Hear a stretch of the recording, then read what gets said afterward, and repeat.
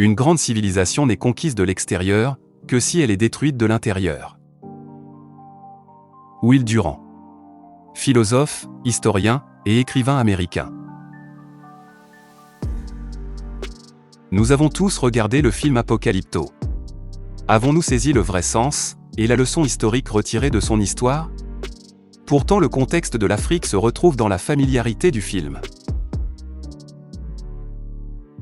Comment une communauté divisée devient facilement mûre pour être colonisée, utilisée et remplacée par des peuples venus de l'autre bout du monde.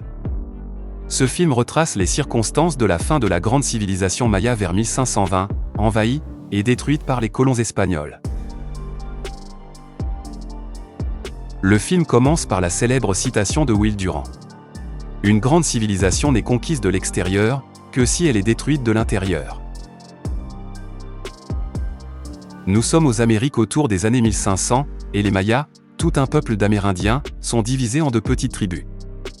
Tous Amérindiens, une même race, les mêmes phénotypes, mais divisés en tribus. Les tribus. N'est-ce pas d'où commencent les plus grands mots internes d'un peuple? Ça vous rappelle déjà l'Afrique d'avant l'arrivée des esclavagistes? Bref.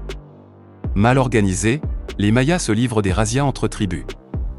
Ces tribus se lancent des attaques, où des tribus entières sont éliminées par d'autres, ou captivées pour des sacrifices humains horribles.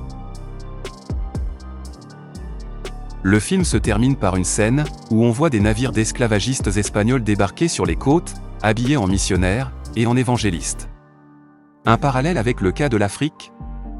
Tout commence par la Bible et ensuite vous n'avez plus vos terres. Dans la réalité, ce débarquement des conquistadors espagnols s'est produit en 1520.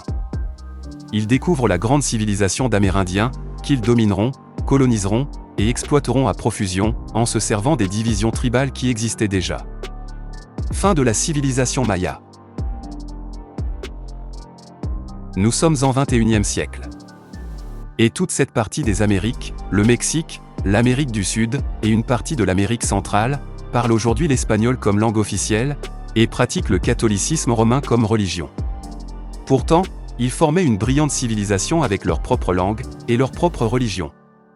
Et les vrais Amérindiens de l'époque? Combien en reste-t-il aujourd'hui?